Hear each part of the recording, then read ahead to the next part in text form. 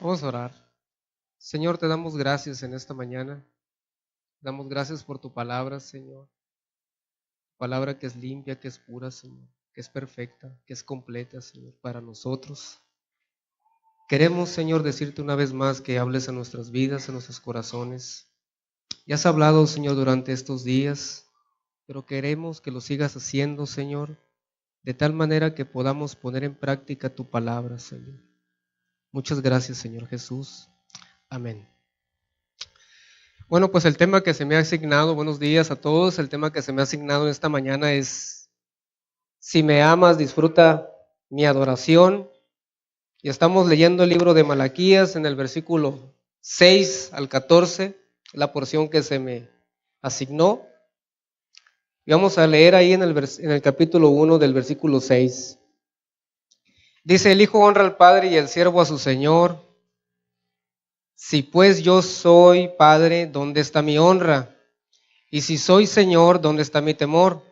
Dice el Señor de los ejércitos a ustedes, oh sacerdotes que menosprecian mi nombre, y dicen, ¿en qué hemos menospreciado tu nombre?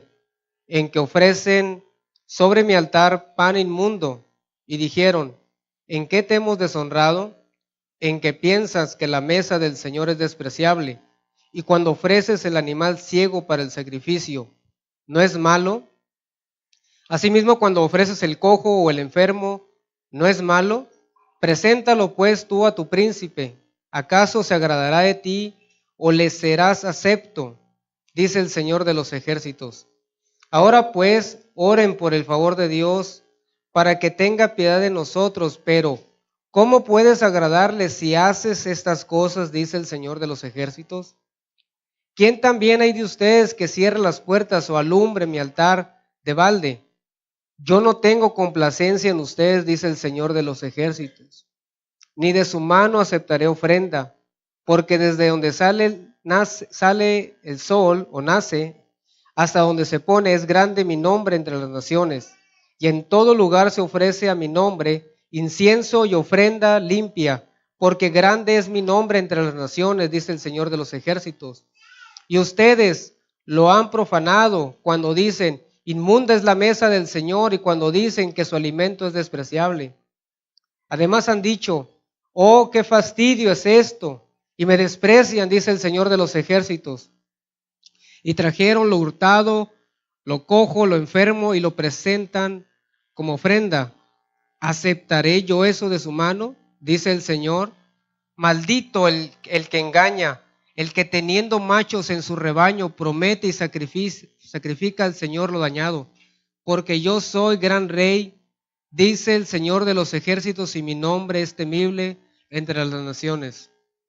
Unos versículos que están dados en estas escrituras, y cuando leemos de alguna manera este libro, no hay forma de poderlo atajar de alguna manera que pudiera ser de una manera sencilla, de una manera tranquila, de una manera que pudiera ser armoniosa, sino que las palabras contenidas en este libro son palabras fuertes, son palabras directas de parte de Dios, y esto es porque el pueblo de Dios estaba realmente trayendo mucha acusación tras acusación sobre Dios, sobre el carácter de Dios, sobre la provisión de Dios y sobre todo lo que Él estaba representando a través de la historia de su pueblo.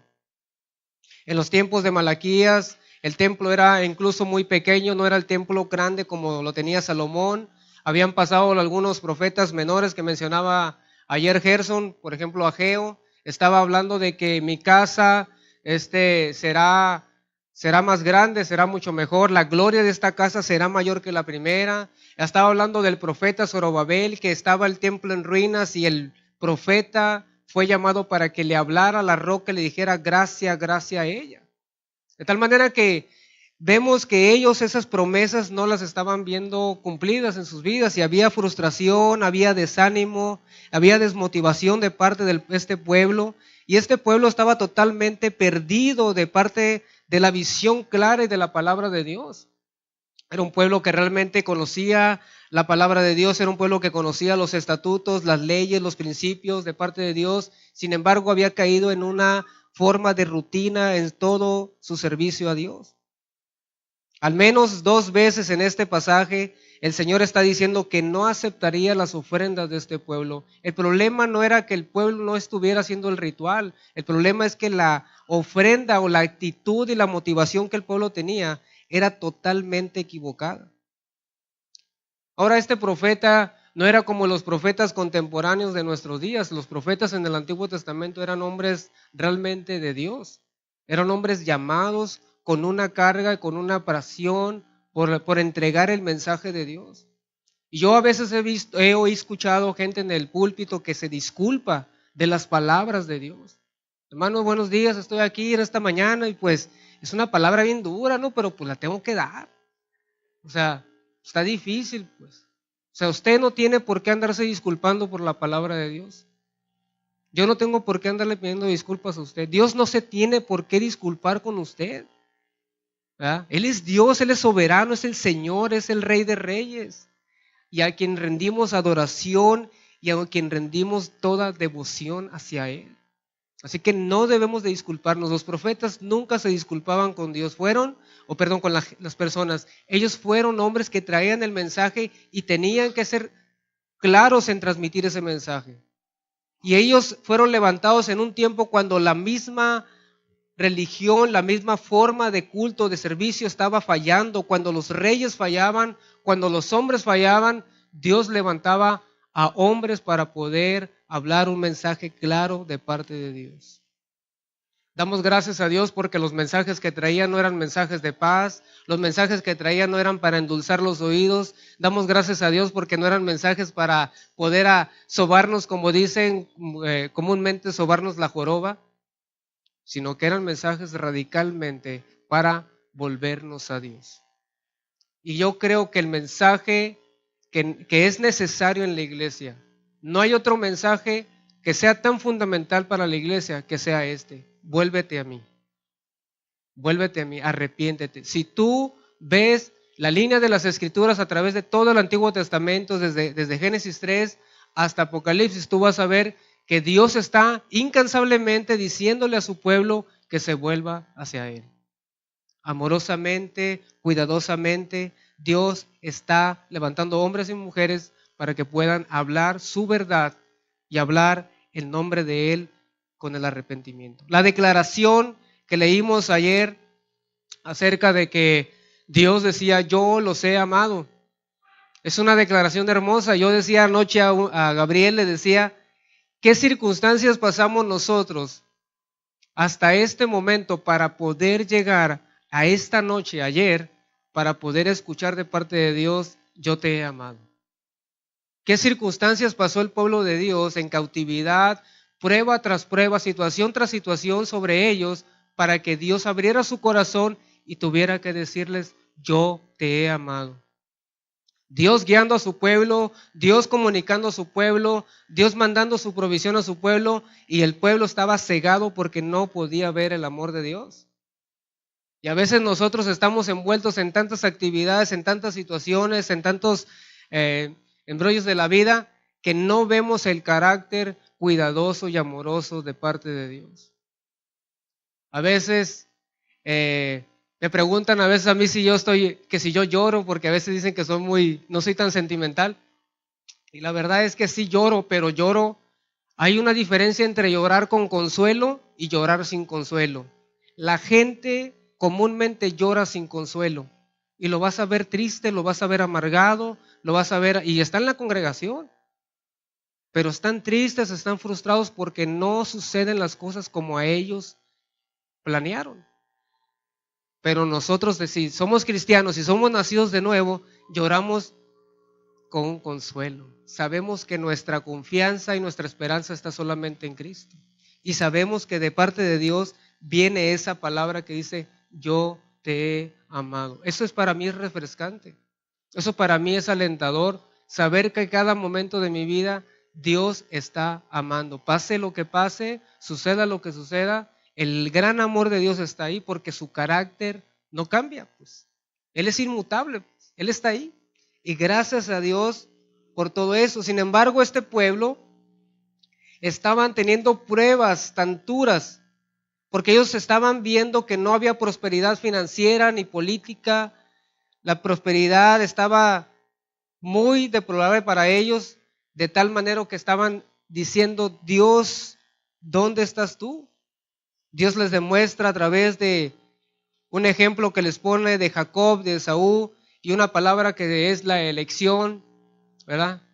Ya lo vimos anoche, que esto es una prueba tan grande de que Dios nos ha elegido a nosotros. Nosotros no escogemos a Dios, ¿verdad? Hay gente que dice: es que yo anduve buscando de Dios y pues me decía Dios y me hablaba y luego le decía yo que no, y luego es como una lucha pues con Dios.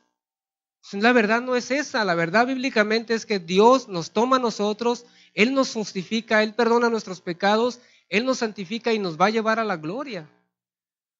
Todo eso lo puedes ver en el libro de Romanos.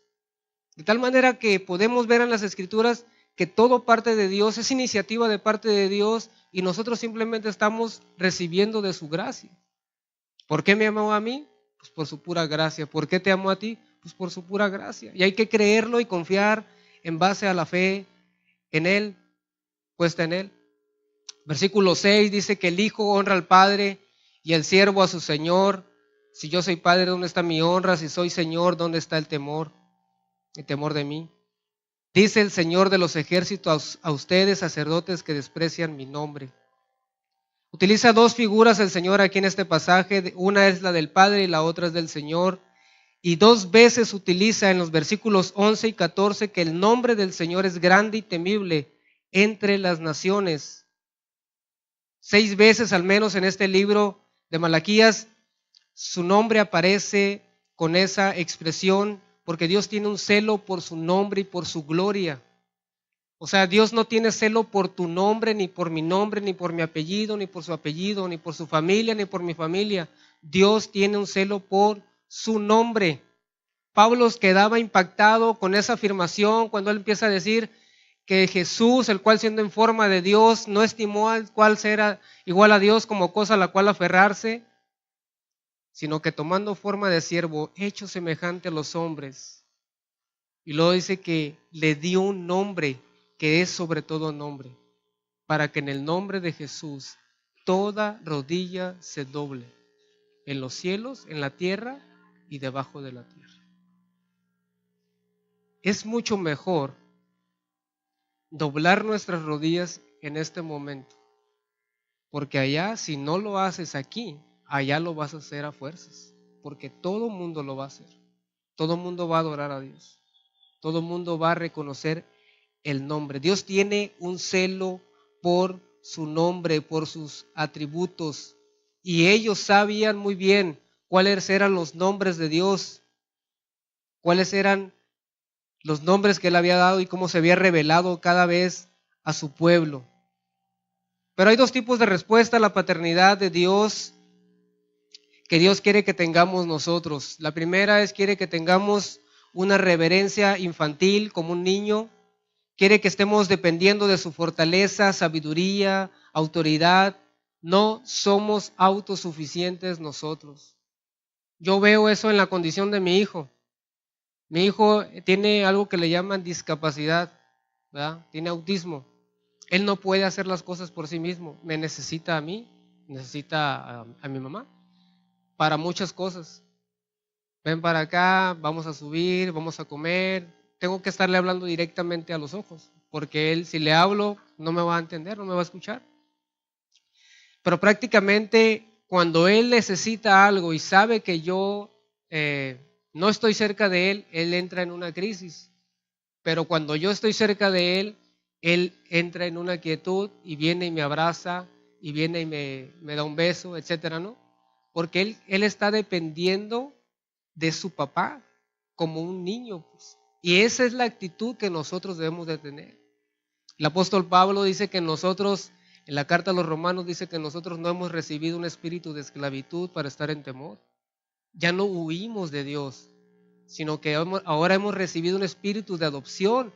Ahora podemos clamar: Abba, Padre, Papito. Era impensable para un judío poder decir Padre a Dios. Era impronunciable el nombre de Dios. Sin embargo, Pablo dice: tú puedes, a través de Cristo Jesús, tú puedes decirle Papito en una expresión de amor, de cariño, de aceptación, de entrega absoluta a tu Padre.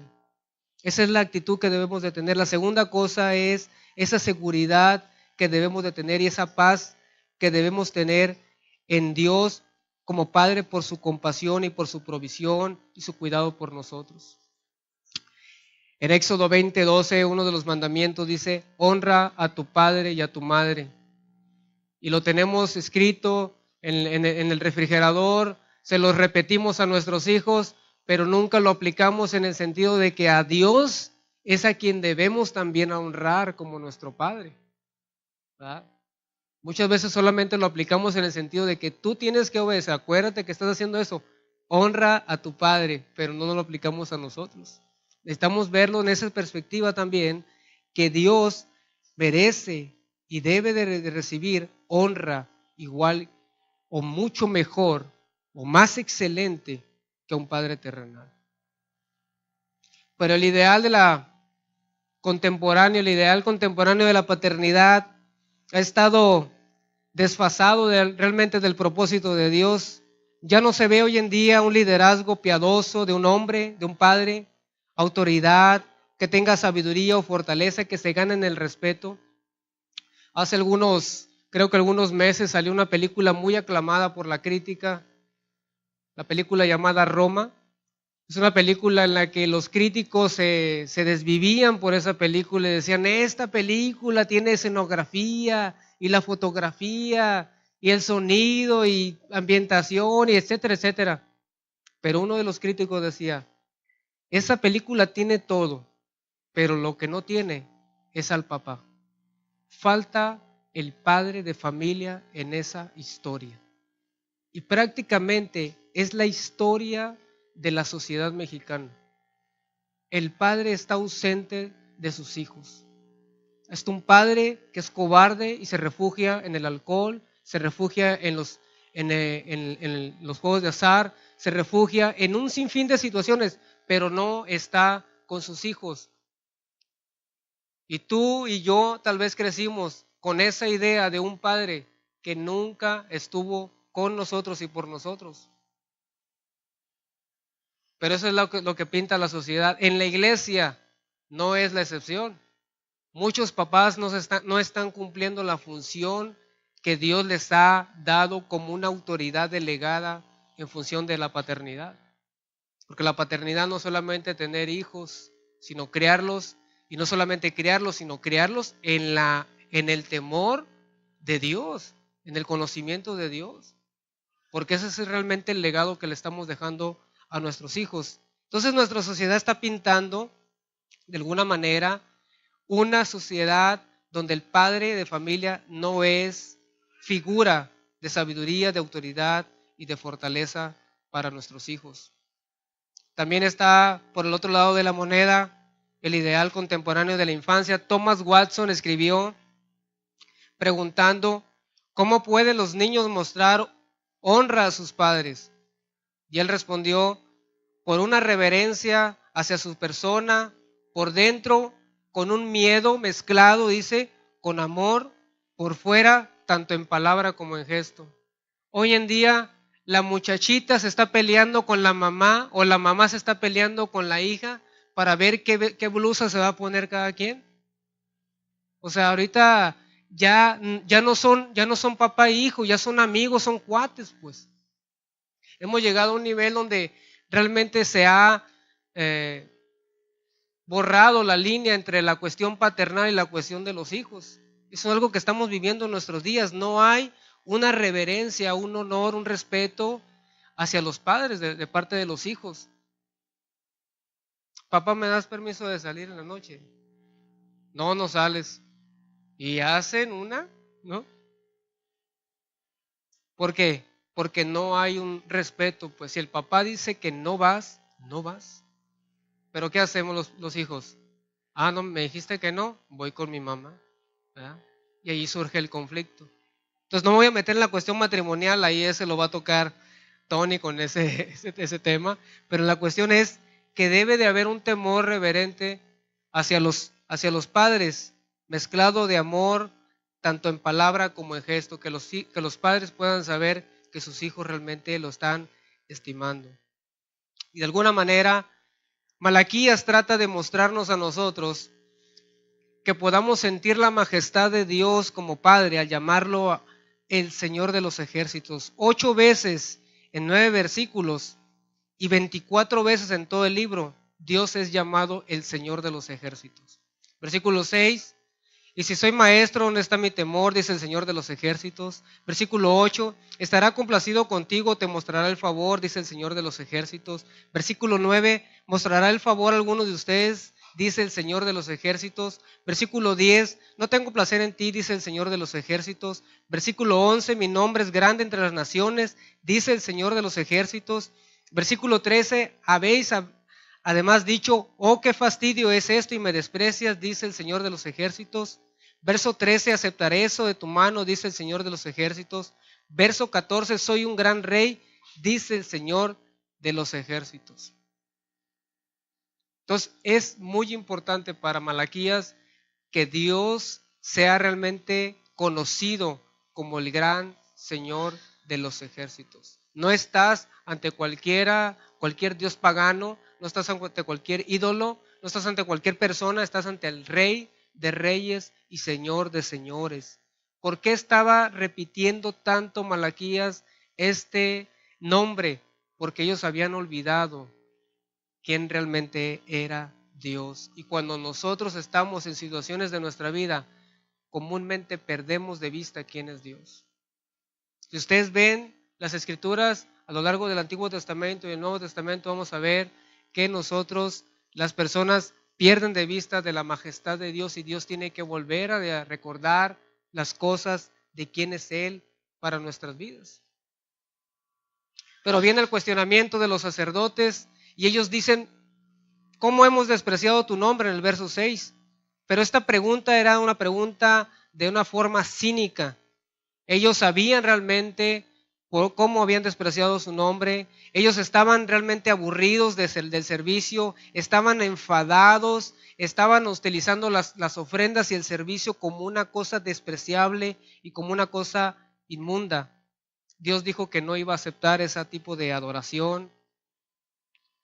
Dios dijo que no iba a aceptar ese tipo de culto, de tal manera que ellos estaban sintiendo realmente el carácter de parte de Dios y el enojo de parte de Dios en estos versículos.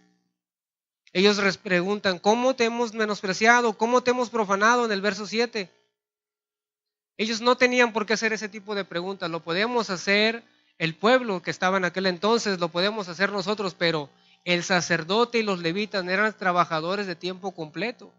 A ellos se les habían dado todas las instrucciones para saber cómo debería de funcionar el servicio. Ellos eran instruidos en la palabra de Dios de tal manera que podían de alguna manera saber cómo manejar las cosas. Sin embargo, su pregunta era realmente con un cinismo y un descaro.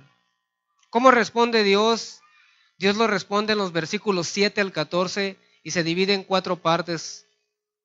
Primero, Dios da prueba de que estaban despreciando el culto. Dios dice que no aceptaba ese tipo de culto. Tercero, Dios vuelve a decir que el culto que ellos ofrecían era una profanación.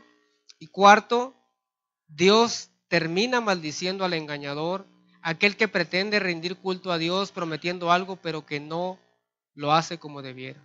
Entonces, primero, Dios da prueba a esta contestación, a esta pregunta, de que estaban despreciando el culto. Dice, ofrecen ustedes alimento impuro sobre mi altar. Y aún preguntan cómo te he profanado, cuando dicen que la mesa del Señor es despreciable. El culto en el Antiguo Testamento era una gran parte del compuesto por diversos tipos de ofrendas que eran traídas al templo y los israelitas. Ahora, ¿cuál era el objetivo de esas leyes y esos sacrificios? Todas las leyes que Dios les dio en el libro de Levítico, de alguna manera hablaba para poder santificar y para poder que las personas pudieran realmente ofrecer un sacrificio de entrega, de adoración a Dios. No había ninguna situación en la que el pueblo se pudiera acercar a través con las manos vacías. De hecho, cuando una persona dice, he sido consagrado a Dios, o me he consagrado a Dios. Bueno, la palabra consagración es decir que tú vienes con las manos vacías, pero tú vienes con las manos vacías es porque Dios te las llena. O sea, tú nunca era permitido que tú llegaras al templo con las manos vacías. Dios te llenaba, Dios te proveía. Y si tú venías con un animal o con un becerro, con una oveja, con una paloma o con cereal, era porque tú estabas reconociendo que todo había sido provisión de parte de Dios. Entonces esto es prácticamente lo que estaba sucediendo, que ellos sabían la manera en que podían ofrecer el servicio a Dios y los animales que tenían que ofrecer deberían de ser totalmente puros, limpios para Dios. Pero todo eso estaba apuntando al sacrificio de sacrificios que habría de venir. Todo eso era una preparación para la venida del Cordero de Dios que quita el pecado del mundo. Todo nosotros lo que podías ver en aquel entonces era siempre un holocausto que estaba encendido porque siempre había sacrificios. La gente estaba pecando y la gente tenía que ir a ofrecer ese sacrificio. Pero gracias a Dios porque en el holocausto definitivo, en la cruz del Calvario, Jesús murió quitando el pecado de todo el mundo. Gracias a Dios porque el historiador, dice William Durant, dice que el historiador, que durante el tiempo de Jesús se sacrificaban alrededor de 100,000 corderos. Pero solamente un cordero fue acepto para Dios, el cordero de Dios, el Hijo de Dios.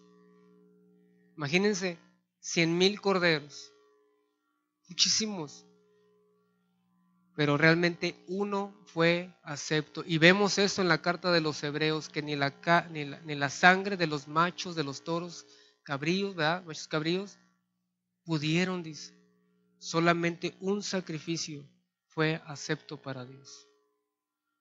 Por eso vemos que este sacrificio anuló y fue único, de tal manera que fue realizado una vez y para siempre, perdonando nuestros pecados, reconciliando a los pecadores con Dios para poderse volver un servicio enteramente para Dios.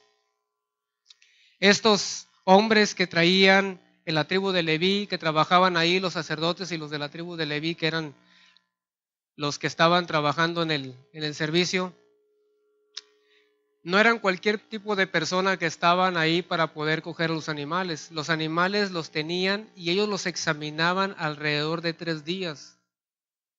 Después de 3 días de examinar totalmente el animal, sus orejas, ¿verdad? Sus dientes, pezuñas, todo lo examinaban de todo, y cuando miraban que estaba bien, era agradable para poder ser sacrificado. Jesús no fue examinado durante 3 días, Jesús fue examinado durante 3 años.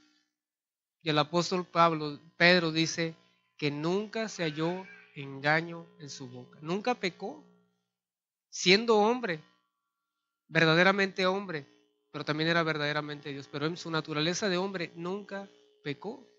Por eso fue un sacrificio agradable a Dios. El autor de Hebreos vuelve a decir: he aquí, sacrificio y ofrenda no quisiste, me preparaste cuerpo. He aquí vengo, Dios, para hacer tu voluntad. Él se entregó a sí mismo por nosotros, pero los levitas eran carniceros profesionales. Ellos sabían cómo hacer los cortes, cómo trazar, de tal manera que pudieran ofrecer un sacrificio realmente que pudiera funcionar para Dios. Pero en los tiempos de Malaquías no lo fue así. Ellos empezaron a profanar el culto, ellos empezaron a devolver o a traer, sacrificios de animales que realmente estaban siendo impuros. Versículo 7 dice que ellos empezaron a ofrecer alimento impuro en la mesa del Señor. Y la mesa aquí es una metáfora del altar donde las ofrendas eran servidas. La gente puede tener las mejores intenciones para poder decir: yo así adoro a Dios, yo así sirvo a Dios, ¿verdad? Yo le doy mi tiempo cuando yo quiero a Dios, yo así me manejo. Pero realmente estamos ofreciendo realmente pan inmundo. No, de nada sirve tener buenas intenciones, si solamente tú quieres adorar al modo tuyo y no al modo de Dios. Incluso me atrevo a decir que si tú, cuando compartes con otro, o si tú estás pastoreando a otras personas y tu mensaje está lleno de bromas, si tu mensaje está llena de anécdotas, por muy inteligentes que sean, a este llamado Daniel Javif, ¿no? Motivacional y todo, está muy padre, pero si no contiene la palabra de Dios, no sirve de nada. Estamos ofreciendo pan inmundo. Si mi sermón realmente o si mi mensaje está realmente sin pasión, sin preocupación, pues realmente estoy ofreciendo pan inmundo porque no le estoy dando realmente la calidad o el honor que realmente Dios merece. Por eso es que debemos de adorarle de acuerdo a su voluntad. Y aunque en Primera de Corintios nos dice que hay cuestiones donde deben ser reguladas por motivos de conciencia, toda conciencia debe estar cautiva a la palabra de Dios. Todo lo que hacemos debe de estar regido por lo que le dicen las Escrituras. Y esto nos habla a nosotros de que el servicio, la manera en que expresemos nuestra adoración está regulado por las Escrituras. No es alguien que tuvo una visión, no es alguien que tuvo un sueño, ahora vamos a hacerle así, ahora le vamos a hacer allá, sino que todo cómo debemos de regirnos y cómo debemos de conducirnos y cómo debemos de adorar a Dios está contenido en la palabra de Dios para nosotros. Ellos pensaban, el templo ya no es el mismo, esta gloria ya no es la misma de la que teníamos con Salomón, y hacían las cosas al ahí se va. A lo mejor estás pensando en congregaciones que son pequeñas, ¿no? Tienen 10, 15 personas y dicen, no, pues están los mismos. Voy a sacar unos versículos por ahí de unas sopa de pollo para el alma y cosas de esas. Voy a darle unas motivaciones ahí para que... Y luego voy a utilizar algunas frasecitas y de repente voy a citar un versículo para que no digan que no usé la Biblia. Era realmente lo que estaba sucediendo en los tiempos de Malaquías. No estaba la palabra de Dios en esos días con ellos. Realmente ellos no estaban dándole la pureza al culto o al servicio, de tal manera que ellos estaban despreciando realmente lo que estaban haciendo para Dios. Por eso es que vemos dos motivos aquí.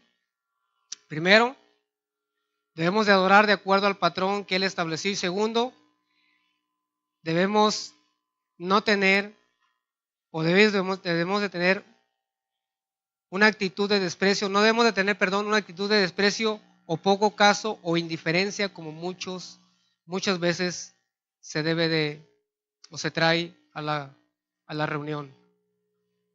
Deuteronomio 15:21 dice, pero si hay alguno defecto en él, hablando de los sacrificios, por ejemplo, si el lisiado, ciego, tiene cualquier otro defecto, no lo sacrificarás a Dios. Y estos lo estaban haciendo. Siempre que estemos ofreciendo algo a Dios, debemos de preguntarnos si realmente eso refleja el carácter de nosotros. Porque realmente lo que ofrecemos, eso dice mucho de nosotros. Yo escucho a mucha gente que dice, es que no pude ir al tal compromiso porque tengo mi trabajo. Está bien que trabajes, está bien que tengas tu tiempo, pero a veces eres más puntual en tu trabajo que en la congregación. A veces tienes más compromiso en actividades de vacaciones o no sé, cualquier cosa que vayas a hacer. Si te dicen allá a las 9 vas a estar, pero cuando se trata de la iglesia, voy a ir ya que empiece la alabanza, decimos, ¿no? Cuando realmente debemos de estar antes para estar en la oración o en lo que ocupe el pastor o los que estén ahí sirviendo, ¿verdad? Porque somos parte, el cuerpo de Cristo es toda la iglesia, pues, no solamente una parte. Y muchas veces se les da más importancia a aquellas personas que en lugar a Dios. Si es así, dice Dios, entonces preséntalo a tu gobernador, a ver si realmente lo que tú estás diciendo, a ver, llega tarde, dale el sacrificio ese, a ver si realmente quiere hacer eso. Y el gobernador en aquel entonces era parte del dominio persa, o sea, era la autoridad dominante.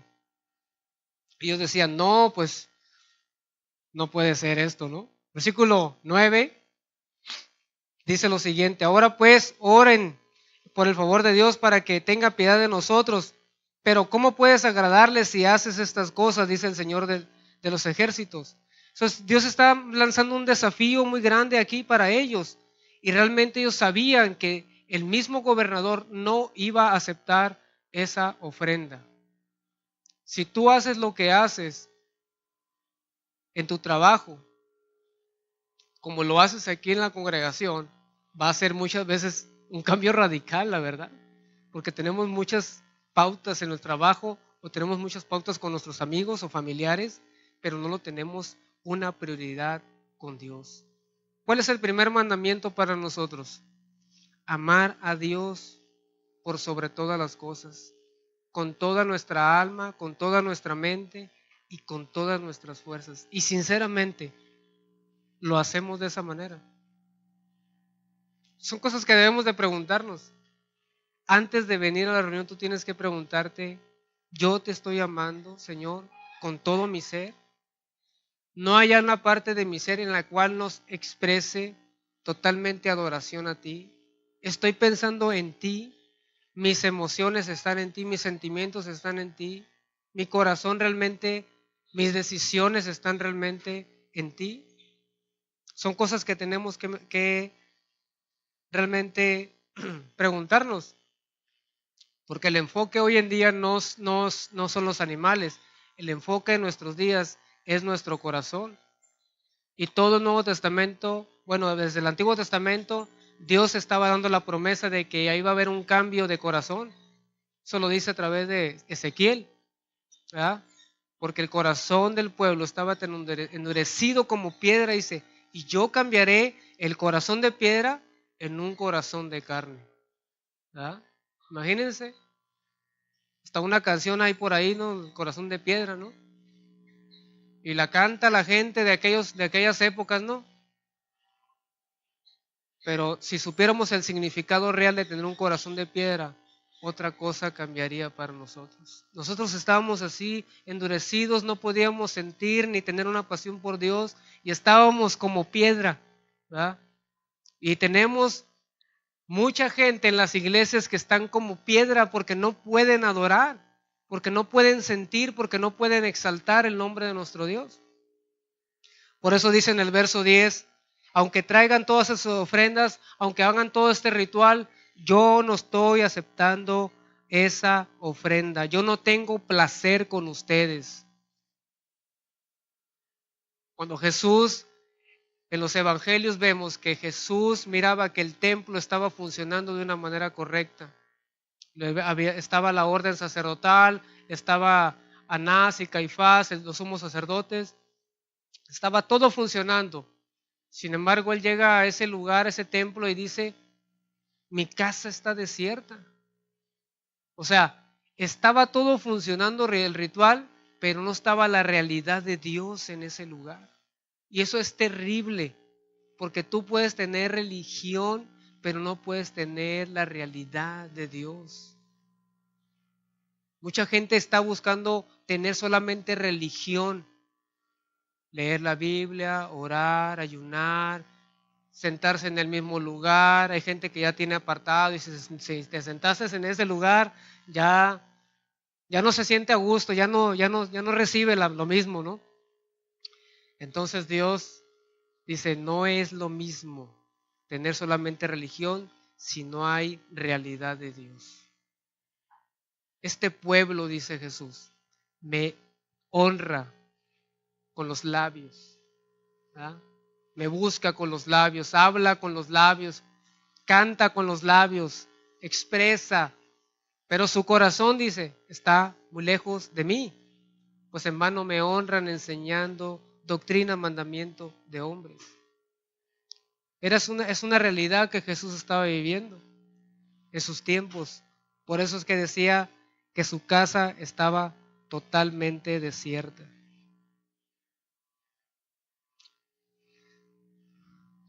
Los sacrificios que se hacían, aunque no tuvieras ese becerro o esa oveja, o ese animal que pudieras entregar, Dios había provisto que pudieras traer cosas necesarias para Él. No era tanto la cuestión de dinero, porque a veces lo que pensamos es que yo tengo que dar, ofrendar, es dar mi dinero. La cuestión no se trata del dinero, la cuestión se trata de nuestro corazón, porque la cuestión del corazón es lo más importante para Dios. Tenemos que amar a Dios por sobre todas las cosas, tenemos que darle el lugar de Dios, el honor a Dios en todas las cosas. Pero estos sacerdotes estaban rebajando el nivel de Dios, el nivel del servicio, y estaban cayendo en la falta de respeto, de honor y desobediencia. La segunda cosa que vemos aquí en el versículo 10 es que Dios dice que no acepta este tipo de servicio. Dice, oh, si viera entre ustedes alguien que cerrara las puertas para que no encendieran en vano el fuego de mi altar, yo no tengo placer en ustedes ni aceptaré su oferta, dice el Señor de los ejércitos. Pocas palabras, ¿sabes qué? ¿Cómo me gustaría que hubiera alguien y que cerrara la puerta de esa iglesia? Hermanos, pero la realidad, ¿a poco no hay iglesias que te dan tristeza y con ganas de cerrar, de que se cierre esa iglesia? Por la forma en que están expresando su adoración a Dios, su servicio a Dios. Se necesita poder determinar realmente cómo estamos sirviendo a Dios y qué pasos estamos haciendo nosotros para poder decir, ¿sabes qué? La forma en que estoy adorando, la forma en que estoy sirviendo a Dios, debo de detenerlo.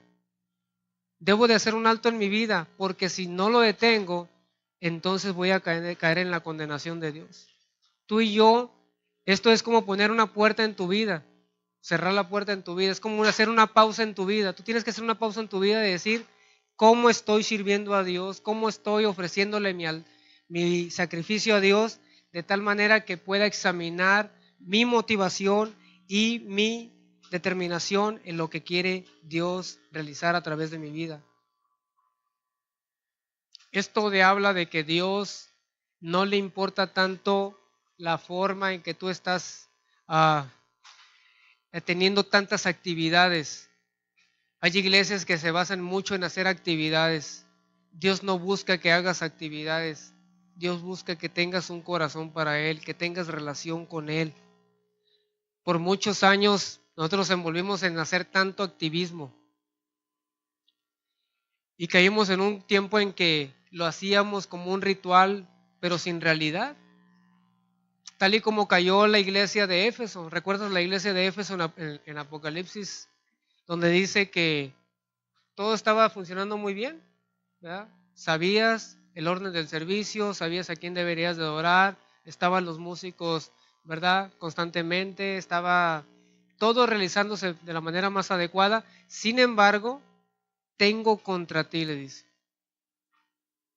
El único reproche que Dios le hace es, has dejado tu primer amor. Es el único.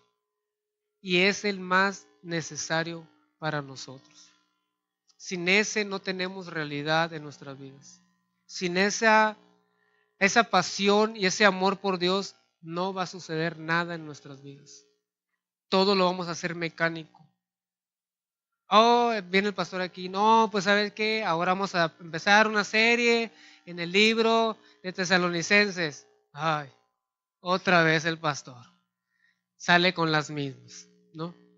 No, pues que la reunión, vamos a tener una reunión en la mañana y una reunión en la tarde. Bueno, más el pastor, ¿no?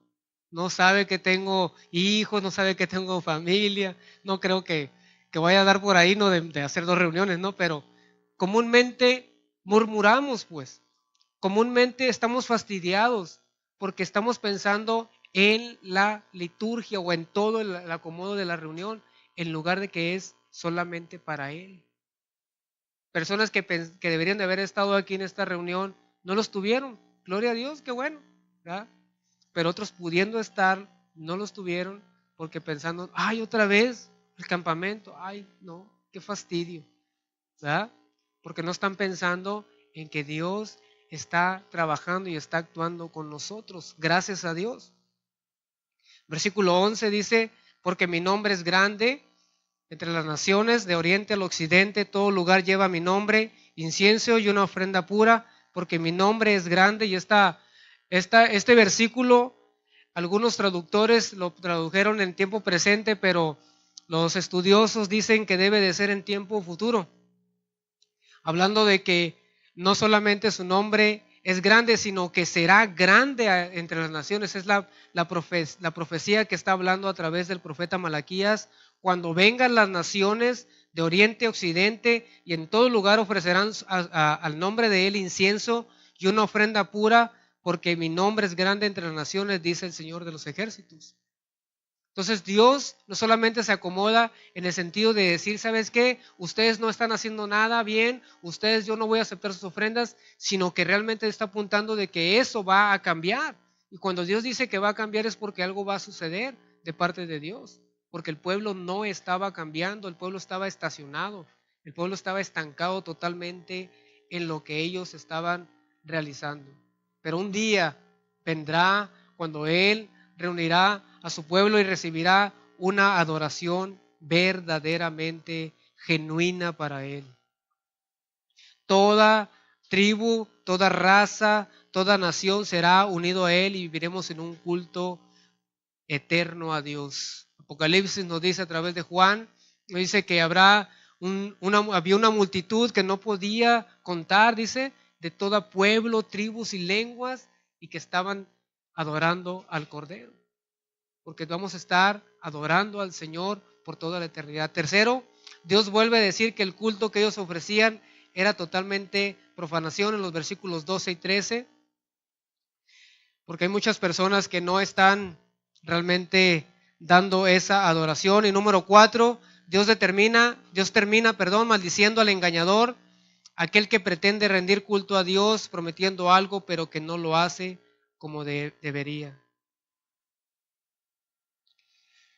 La palabra maldición es una palabra que a mí me ha llamado mucho la atención, porque esta palabra, la palabra maldito, termina también las escrituras con esto, ¿no? El Antiguo Testamento. Pero gracias a Dios que esa palabra maldición, que prácticamente trae todo aquel que no está dentro de los caminos de Dios o que no ha nacido de nuevo, está bajo la maldición, bajo la ira de Dios. Pero dice la Escritura que cuando el Señor estaba en la cruz, el Señor cargó con nuestra maldición, ¿no? Entonces aquí la Escritura está diciendo, maldito sea el engañador. Y hay una sentencia para él, si no se arrepiente, si no se vuelve a Dios. Dice que teniendo animal macho, ¿por qué dice que animal macho? Porque él ofrecía, está aludiendo de que realmente está ofreciendo el animal que era hembra, y no deberían de haber ofrecido hembra sino macho, y era macho sin defecto en su rebaño. Promete ofrecerlo, es decir, hace una promesa pero sin cumplirla, y lo dice, sacrifica al Señor un animal defectuoso, porque yo soy gran rey y mi nombre es temible entre las naciones, dice el Señor de los ejércitos. Toda la maldición que nosotros pudiéramos tener fue cargada en la cruz del Calvario a través de su Hijo Jesucristo. Toda cuestión hoy en día es que nosotros no ofrecemos más animales, más sacrificios. Hoy en día nosotros como sacerdotes de Dios, que aunque estos sacerdotes no estaban cumpliendo la función de Dios, que aunque el pueblo de Dios había caído en la aparente contradicción, porque realmente estaban siguiendo lo que los líderes estaban haciendo, ellos ahora estaban envueltos en ese pecado. Sin embargo, ahora nosotros como sacerdotes de Dios, tanto en la congregación como hijos de Dios, como en nuestra casa, en nuestro hogar, ahora ofrecemos a Dios un sacrificio de alabanza. Hebreos dice que es fruto de labios que confiesan su nombre. Ahora ofrecemos nuestro corazón, ahora ofrecemos nuestras ofrendas, ahora ofrecemos nuestros talentos. En una ocasión estuve con una pareja, hace ya algunos años, y ellos me pidieron platicar conmigo porque querían que yo los discipulara. Y me dijeron, oye, pues pastor, pues queremos que nos discipules y estés tiempo con nosotros, pero lo que sí te queremos decir, por favor, es que no nos pidas que abramos nuestra casa para invitar a otras personas porque no vamos a poder. Ah, ok, no está bien. Por favor, también te vamos a pedir que no nos pidas que vayamos a compartir el evangelio a otras personas porque tampoco no vamos a poder. Ah, ok. ¿Qué más? No, pues no nos pidas, por favor. Ya casi le decía, cállate, ya no, por favor. Entonces tuve que hablarles del evangelio, tuve que compartirles el evangelio. No puedes condicionar, no podemos condicionar a Dios. Nosotros ofrecemos que nuestra vida. ¿Qué nos dice Pablo en Gálatas 2:20?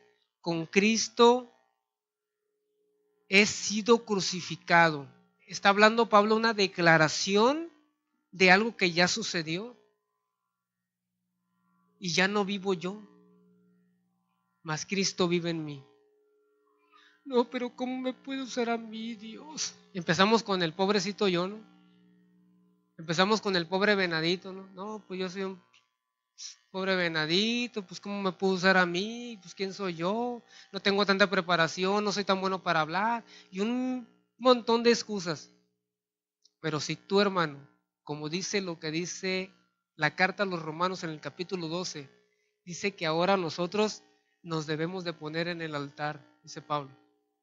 Ustedes ahora les ruego, dice, por las misericordias de Dios, que te ofrezcas en un sacrificio vivo, que es tu culto racional, lo estás haciendo con todo tu entendimiento. ¿Para quién lo estás haciendo? No para obras muertas, sino que lo estás haciendo para el Rey de Reyes y Señor de Señores. Algunos se quieren bajar del altar porque están viendo que el fuego está, ¿verdad?, metiéndose, y luego el Señor empieza a meter el cuchillo, ¿verdad? Como dicen Hebreos, que la palabra de Dios es viva y eficaz. Y el Señor hace el corte necesario para que usted y yo podamos cumplir la voluntad de Dios. Pero nosotros empezamos a ver como la jeringa, ¿no? Empezamos a ver el filo del cuchillo y decimos, no, yo de aquí me bajo del altar. Pero si realmente hemos sido crucificados en Cristo, si estamos nacidos de nuevo, debemos de ponernos en el altar, decirle sin reservas a Dios, aquí está mi vida, Señor. Haz de mí lo que quieras, si me quieres usar con los niños, en la alabanza, en las misiones, en cualquier parte, que sea una ofrenda grata a mi vida para ti. No por mis propias obras, sino por el sacrificio de Jesucristo en la cruz del Calvario. Dios merece lo mejor, Dios merece las primicias de nuestra vida. Y hablando de las primicias, a veces se habla del dinero, no, se habla de tus pensamientos. ¿Qué piensas tú en la mañana al levantarte? Las broncas del trabajo, los hijos que tengo que llevar a la escuela. ¿O piensas realmente, gracias Señor, porque abres mis ojos para adorarte en esta mañana? Puedo sentir y puedo expresar mi adoración únicamente para ti, Señor. O sea, lo primero que cuando despertemos, eso habla de nuestro enfoque en dónde está, si en Dios o en nosotros mismos. Como conclusión, tenemos primero que concientizarnos en quién es Dios. Este pueblo tenía una visión corta de quién era Dios. Y lo primero que venga a nuestra mente, dice A.W. Tozer, lo primero que venga a nuestra mente acerca de Dios, esa es la manera en que nosotros vamos a caminar. ¿Qué clase de Dios tú tienes? Si tu Dios es pequeño, tu vida cristiana va a ser así de pequeña. Tu servicio va a ser pequeño. Tu entrega va a ser pequeña. Pero si el Dios al que tú y yo servimos es un Dios grande, tú te vas a dar sin reservas. Ay, pero y tengo familia. Ay, pero tengo trabajo. Pues ponte a trabajar, atiende a tu familia, pero en todo eso expresa la gloria y la grandeza de Dios.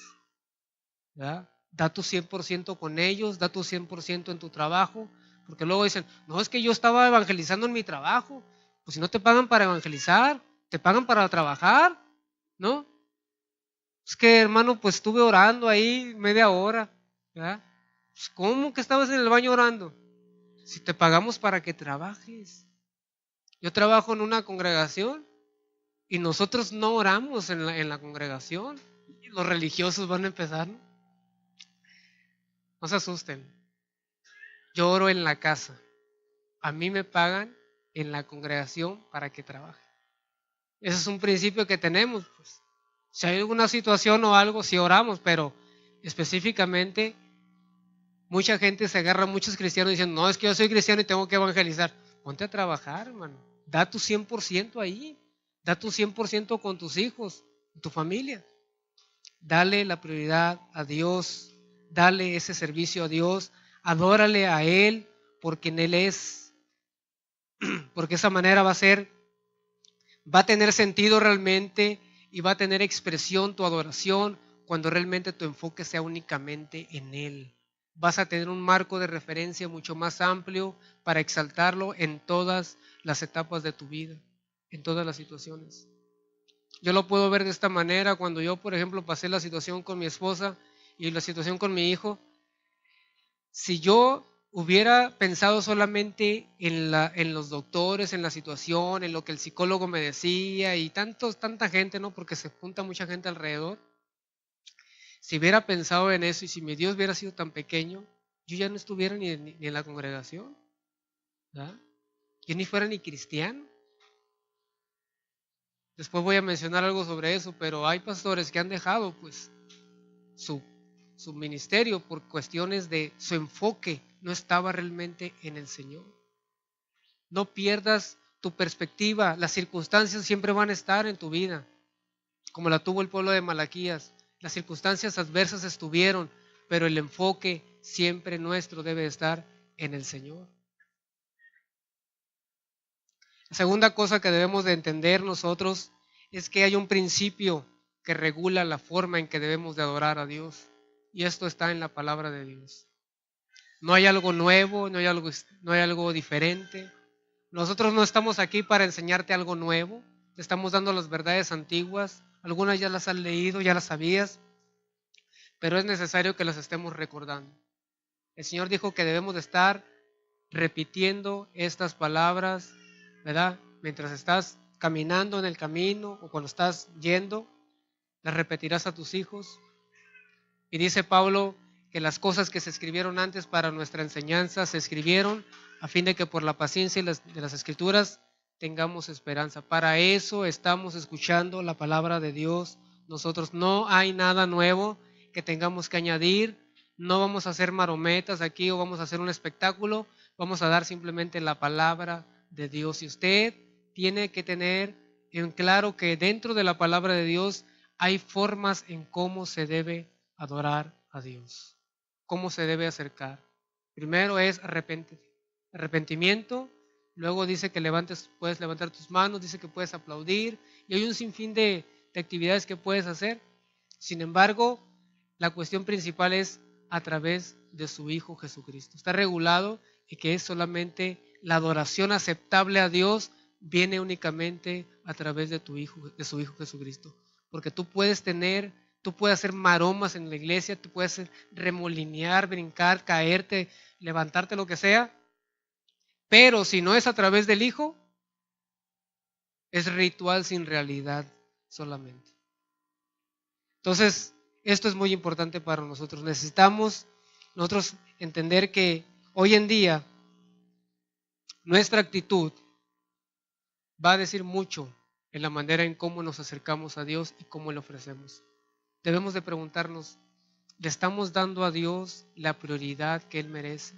¿Le estamos dando a Dios el honor que Él merece? ¿Realmente Él es el Padre amoroso, mi Señor?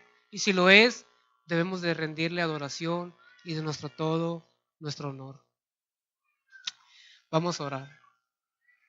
Señor, te damos gracias en esta mañana. Qué palabra, Señor, que tú le das a tu pueblo, Malaquías. Una palabra, Señor, que necesitaba en su tiempo, porque el pueblo estaba despreciando, Los líderes estaban despreciando tu palabra. Los líderes estaban despreciando la manera, en la forma en que se podían acercar a ti. Y tú, Señor, tú rechazabas esa ofrenda. Un ritual sin realidad, Señor. Hombres y mujeres que vivían solamente para ellos mismos, pero no para honrarte a ti.